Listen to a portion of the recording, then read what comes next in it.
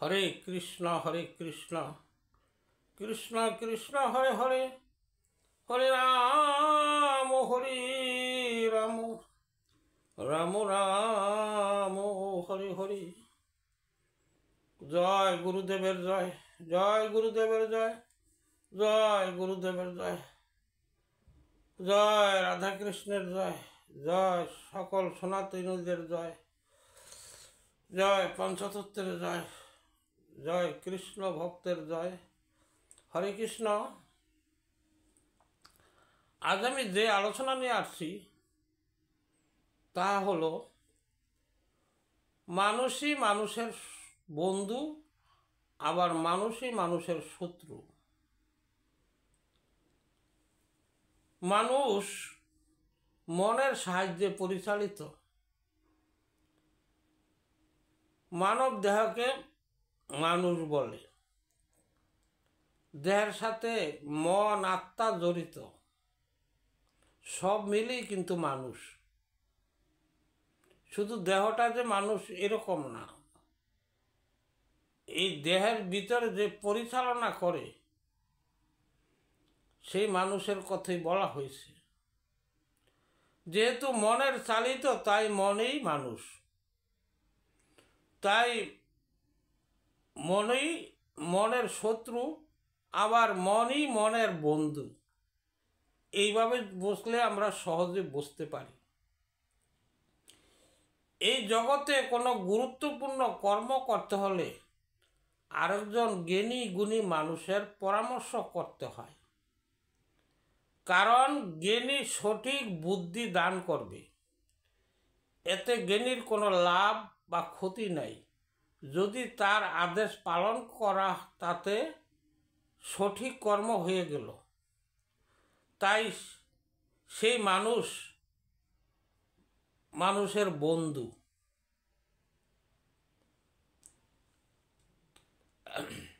আর যদি তার সাহায্য ব্যতীত মনের দ্বারা কাজ করি তাতে কর্ম নিষ্ফল হতে পারে। কারণ মনকে বশ করা অসম্ভব। মনের শাখা প্রশাখা চারিদিকে জড়ানো।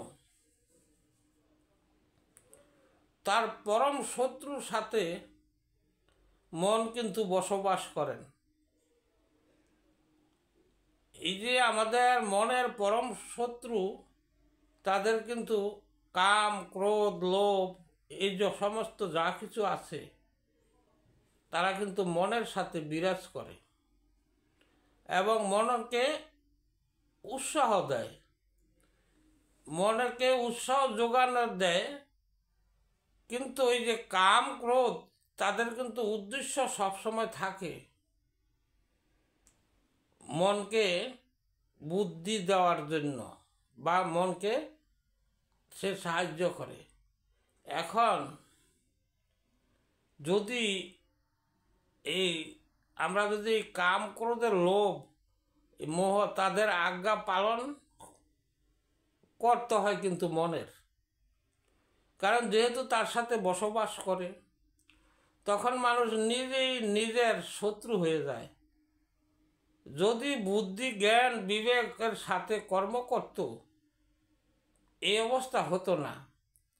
কারণ কাম ক্রোধ তার মনকে উৎসাহ দিয়ে তাকে কামনা ক্রোধে লোভে এদিকে নিয়ে যায়। তখন কি হয়, এই মন তখনই কিন্তু ওই যে তার সঙ্গী তাদের কথা শুনছে, সঙ্গীর দ্বারা চালিত, তাই কিন্তু তখনই সে তার শত্রু হয় মনের। কারণ মনকে অধঃপতনে নিয়ে যায়।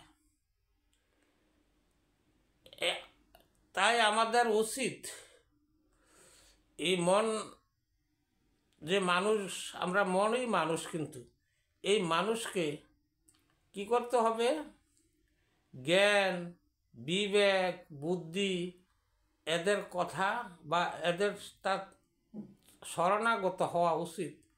কারণ জ্ঞান কখনো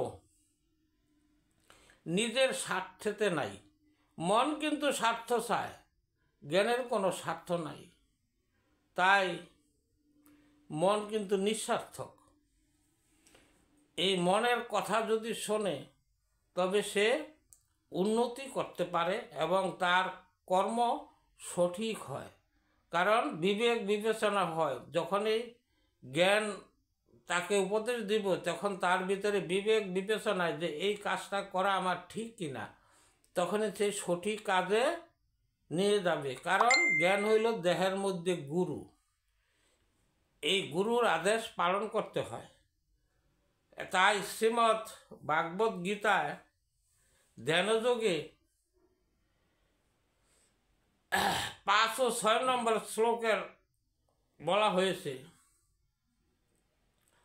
উদ্ধরে তো আত্মনম ন আত্মনম অবসায়ত আত্মা এব হি আত্মন বন্ধু আত্মা এব রিপু আত্মন।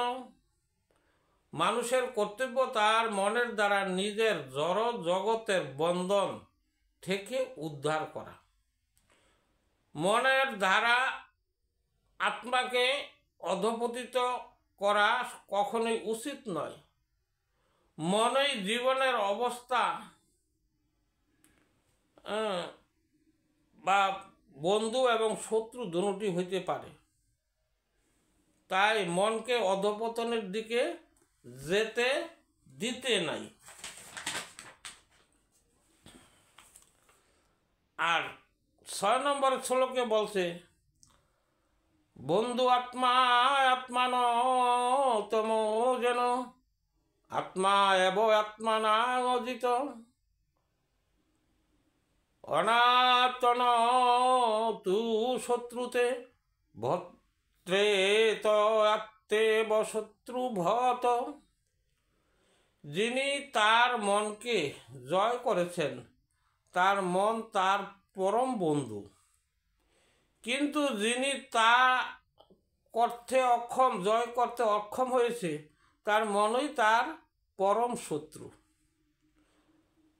আমাদের দেহের মধ্যে যে মন আছে এটি শত্রু, আবার এটি বন্ধু। তাই এই মানুষের কথাই বলছি যে মন যেহেতু মানুষ, তো এই মনই মনের শত্রু এবং মানুষও মানুষের শত্রু, মানুষই মানুষের বন্ধু। এখন এই মন যদি ইন্দ্রিয়ে আসক্ত রিপুর বাধ্য হয় তবে জীবাত্মার অধঃপতন হয়। কারণ রিপু, আগে একবার বলছি যে রিপুর বাধ্যগত হইলে তখন কি হয়, এই জীবাত্মাটা মানে মন, এই যে আমি অথবা এই যে মানুষ, প্রত্যেকটা মানুষের ভিতরে জীবাত্মা থাকে। এই জীবাত্মাই মানুষ, বা এই দেহটা মানুষ হলো গঠন, আসল মানুষ হলো ভিতরে। তাই এই মানুষের কথাই বলা হয়েছে মনকে এমন শিক্ষা দেওয়া উচিত যেন মোহমায়ার জালে আবদ্ধ না হয়। কারণ এমন শিক্ষা কে দিতে পারে? এই মনকে শিক্ষা দিতে পারে একমাত্র যদি আশ্রয় নেয়। আমাদের এই জগতে আমরা যে কোনো শিক্ষার জন্য কারো না কারো আশ্রয় নিতে হয়। কর্ম শিখুক তাও একজনের আশ্রয় নিতে হবে, বিদ্যা শিখুক তাও আশ্রয় নিতে হবে, এবং আত্মজ্ঞান অন্বেষণ করলে তাও গুরুর আশ্রয় নিতে হইব বা আত্মজ্ঞানীর আশ্রয় নিতে হবে। এভাবে আশ্রিত যদি হয় তাহলে কি হয়, অধঃপতন হয় না, সে উন্নতির লক্ষণ তার। মনকে, তাই বলছে মনকে এমন শিক্ষা দেওয়া উচিত যেন মোহ মায়ার জালে আবদ্ধ না হয়। তাই কি করতে হয়, কৃষ্ণ ভাবনায় ভাবিত রাখতে হয় মনকে। যদি এই পথ অবলম্বনের না করে তবে মনকে মনের শত্রু হয়ে দাঁড়ায়। আমরা যদি এই বিষয় বাসনায় যদি যুক্ত হয়ে থাকি, বিষয় বাসনায় আমরা, কারণ সাংসারিক জীব, তবে মনকে বিষয় বাসনা কি হয়, লোভের দিকে জায়গা, লোভের দিকে মোহিত হইয়া যায়। তখন এটাকে নিজকে তার জ্ঞান বিবেক বৈরাগ্য ধারা নিজকে সে সমাধান করতে পারে। তখনই সেই মন কিন্তু বা এই মানুষই বন্ধু হয়ে যায়। এখন মনকে সংযম না করে কেউ যোগী হতে পারে না। আমরা যতই উপাসনা করি, যাই কিছু করি, ভগবানের আরাধনা করি, আসলে আমাদের প্রথম কিন্তু এই মনকে সংযম করতে হবে। সংযম মনের দ্বারাতে ইন্দ্রিয়গুলোকে সংযম করতে হয় এবং যে রিপুগুলাকে বশ করতে হয়। আর আমরা যে যতই উপাসনা করি, লোক দেখানোর আমরা যোগী বা সাধু গুরু এরকম বলে থাকি। যদি এই মনকে শাসন না করে বা সে মন সংযম না করে যদি যোগী হয়, তাইলে সে লোক দেখানোর শুধু অনার্থক সে সময়গুলা নষ্ট করলো। এই যে সাধন ভজন যাই করলো, কিন্তু আসল জিনিস প্রথম যেটা মনকে কন্ট্রোল না করে বা মনের ধীরস্থিরতা না এনে যোগী হওয়া, এরকম লোক দেখানোর কথাই বলা হয়েছে যে মানুষে আমাকে বলবে আমি সাধু, কিন্তু আসলে তা না। আমাদের আগে এই মন স্থির করতে পারলে অনার্থক হয়ে যায়। মন যদি বশ না করে, সে পরম শত্রুর সাথে বসবাস করে থাকে। যে মনকে বশ করে পরমাত্মার দিকে ধাবিত করে এবং পরমাত্মার আদেশ পালন করে, সেই মনই মনের শত্রু। এখন আমরা পরমাত্মা কোথায় পেলাম? এই দেহের ভিতরে আত্মা, পরমাত্মা, ভগবান পরমেশ্বর পরমাত্মা রূপে আমাদের দেহে বিরাজ করে। এই দেহটাকে জীবিত রেখেছে এবং দেহ তার দ্বারাতেই চালিত। তাই এই পরমাত্মা মানে ভগবান শ্রীকৃষ্ণ, তাকে আমাদের স্মরণ করা উচিত। তাদের স্মরণ করে এবং ভগবানের আদেশ নির্দেশ বা এই যে বেদে বা শাস্ত্রে যা আছে তা মেনে চললে তার যোগী হওয়া, তার সার্থকতা হয়। তাই আচার আচরণ এগুলো সব আগে মেনে চলতে হবে। এই আজকের আলোচনা ছিল মনই মনের শত্রু এবং মনই মনের বন্ধু। আসলে আমরা যেন সবাই এই মানুষ মানুষের শত্রু, মানুষ মানুষের বন্ধু, এই জিনিসটা যেন না হয়। আমরা যেন বন্ধু হতে পারি, বন্ধু হতে পারি মনের সাহায্যে। হরে কৃষ্ণ। আমার আলোচনা আমি এখানেই বিশ্রাম রাখলাম। এতে যদি কোনো ভুল ত্রুটি হয় তবে আমাকে ক্ষমা দৃষ্টিতে দেখবেন।